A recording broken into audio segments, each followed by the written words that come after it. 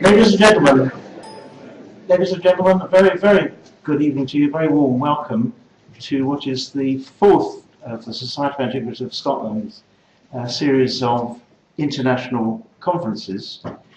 We've travelled through from the Mesolithic through the Neolithic, Bronze Age, Iron Age, and we've now reached the early medieval period.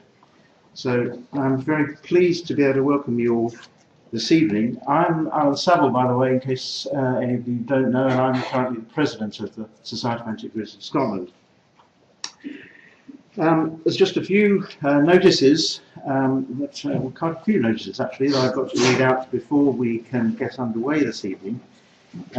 Firstly, just the usual admin things. The fire exits are clearly marked, I think. There's no fire alarms obviously scheduled, so if you do hear the fire alarm, then we need to evacuate. The toilets are, most accessible toilets from here are the ones down the stair, just along from the corridor. Please switch off all mobile phones.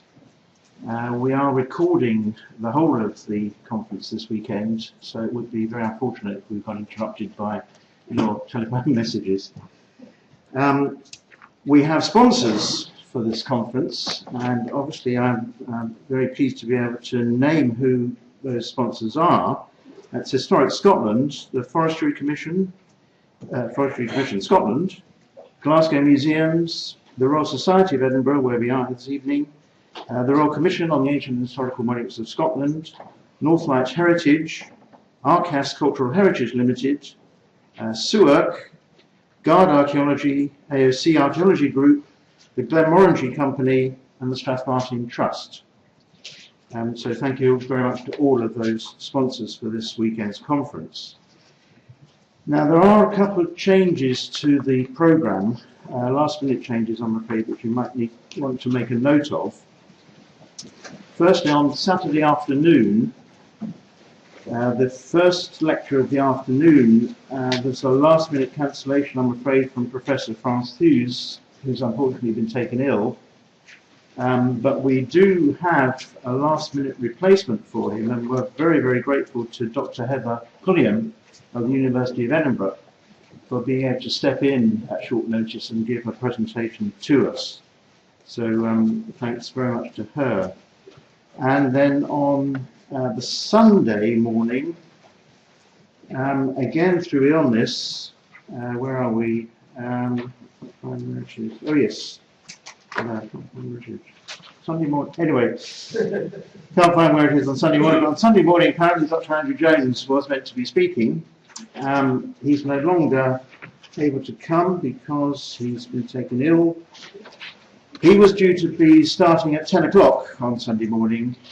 We are still going to adhere to the timetable, so if you can still be here for 10 o'clock on the Sunday morning, because we're just going to expand the amount of time that's available for questions after that session. Now, some of you will know that the original location for the meal on Saturday evening was going to be Howie's in Waterloo Place, but it's no longer going to be Howie's in Waterloo Place. It's now going to be Tiamo on Nicholson Street. And I think all of those of you who have booked, and I think there are about 90 of you who have booked, will have had a sheet telling you, giving you a location and telling you what the menu is. And we are going to need to have some kind of advance warning for the restaurants as to what the take-up for the individual items on the menu are going to be. So when you're at the reception after this evening, staff from the Society will be circulating amongst you and asking you to tell them which are your preferences. The lecture theatre and the overschool room are actually fully booked. This is something which has been an enormous surprise to us in a way. We weren't necessarily anticipating this, but we're very pleased, nevertheless, to have the conference being so well attended and enthusiastically received. But it means that the capacity for the lecture theatre and the capacity for the overschool room are both full, So we're obviously asking people to respect the fact that you've got tickets for either here or next door, because there's already a waiting list of 30 people apparently for any spare seats that might become available in this theatre. Okay, I think Simon, is that all I need to do by way of introductory announcements? Well, that's good, because that now brings me to the main point of this evening, and indeed the opening of the conference. And it's my very great pleasure to introduce our keynote speaker for this evening, Dr. Ewan Campbell. Ewan is Senior Lecturer in Early Medieval Archaeology at the University of Glasgow. After a first degree in geology, I didn't know that, Ewan, that's interesting. After a first degree in geology, he studied his PhD at Cardiff, focusing on trade imports in Atlantic Britain, and a synthesis following up on that after 20 years' work was published as a CBA research report in 2007, Council of British Archaeology Research Report. Fine metalworking and the personal jewellery produced has been another important strand in Ewan's work, deriving from his interest in the royal site of Danad, one of the key early medieval production sites in Britain.